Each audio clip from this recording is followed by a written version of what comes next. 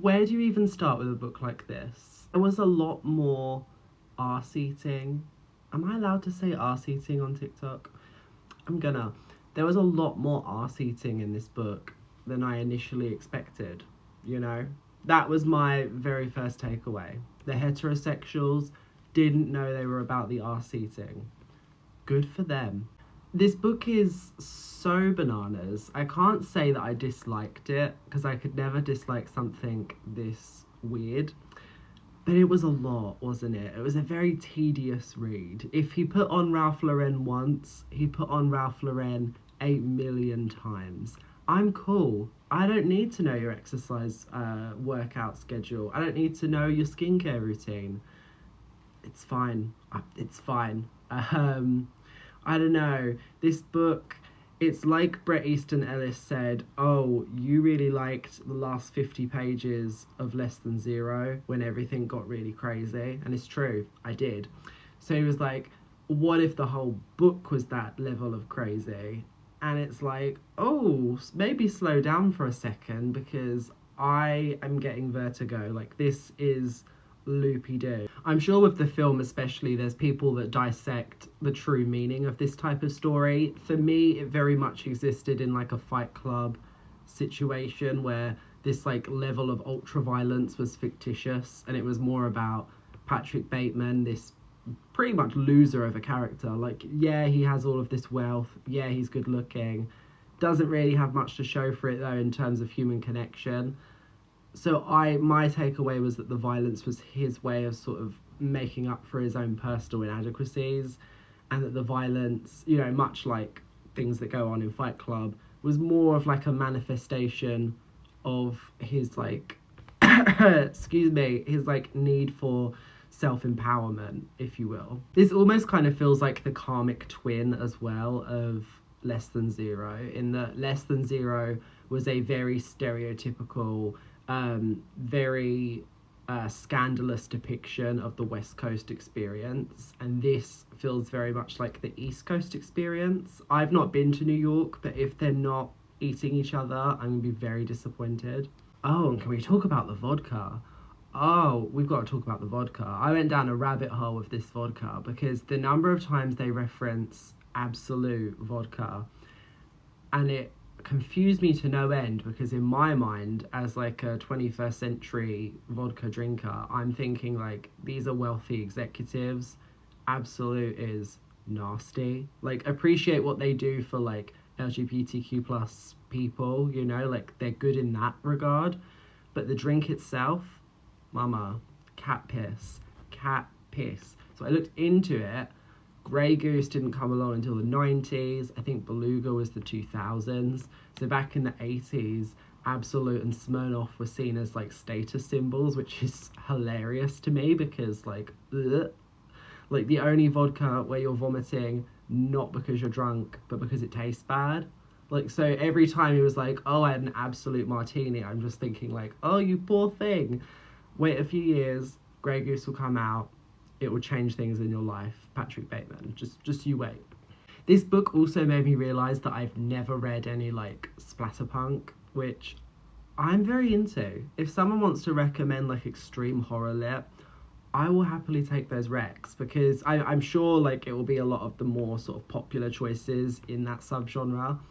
But I think I want to read them because all of the like violent, horrifying sequences in this was living my life. Don't know what that says about me, but was having a great time. I can already tell that the film adaptation is not going to be on the same level because there's just things that are unfilmable. Like, I don't believe that Christian Bale is jacking off into a decapitated head.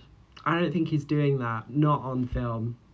If he is, power to him. Clearly the role of his lifetime.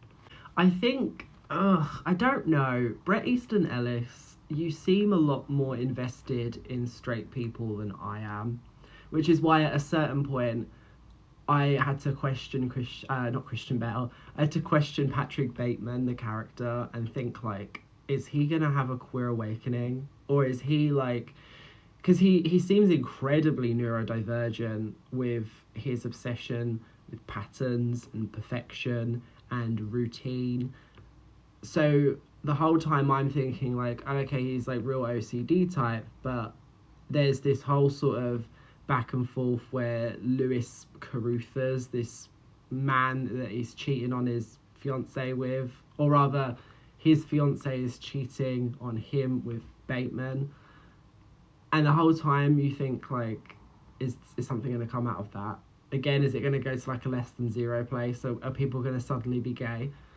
Would have been here for it. Wish it had been more stereotypically dull. Like if it had really leaned into the mediocrity of your average straight person and the sort of mental insecurities that plague them daily, like that would have been entertaining to me. I've just realised we've not talked about the musical interludes. So, oh my god, this book. There are chapters, they come and go very sporadically, but there are chapters where Patrick Bateman completely and entirely discusses 80s music, and they were great.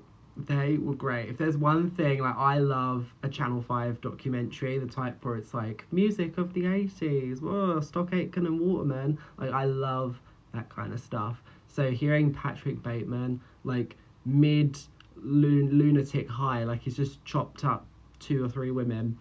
Now he's talking about the greatest hits of Whitney Houston. Yes. Didn't we almost have it all? Didn't we just? I mean, what a bop. There was a Whitney Houston one. There was Phil Collins' Genesis one. There was one for Huey Lewis and the News, which I was like, okay. I thought that was like a nice. Were we trying to talk about his downward spiral by making the music get worse? I was like, Huey Lewis and the News, like, I don't know, not for me. Was this book ever banned? Surely it must have been. There's so many trigger warnings, so many content warnings. I mean, the F slur alone comes up so often. It's like, oh, okay. But I appreciated Bret Easton Ellis's ability to sort of step out of himself and create someone that is so of that time. Like, he is very much the yuppie to end all yuppies. And as someone who wasn't alive in the 80s, like, I appreciated that sort of character deep dive. Like, it's a very in-depth, unreliable character study, much like A Confederacy of Dunces, which, as I'm sure you know at this point, is a book I'm obsessed with. I think A Confederacy of Dunces does a more successful job at the tragicomic side of things. This is a lot more repetitious. Like, there's so many sequences where you're like, excuse me, there's so many sequences where you're like, okay, we've seen this done to death, like, what else you got? So is it one of the greatest things I've ever read? No, it doesn't come close. I'd probably say like 4.5 stars, which means like it's good, it's very good. Memorable, yes, ticks a lot of memorable boxes. We'll probably think about it often, which is why it needed at least a 4.5. Does it have quite the density of brilliance that I would give to like a modern masterpiece, like the books that I will recommend till I die? No. I wouldn't even be surprised if Bret Easton Ellis has better books than this one. I think this is just the most famous one, largely because of the film. But I can't hate it for that, because it was a swing. It was like, okay, you're doing the thing. Like, this is a lot, but I'm not mad at it. I prefer too much than too little, is what I would say.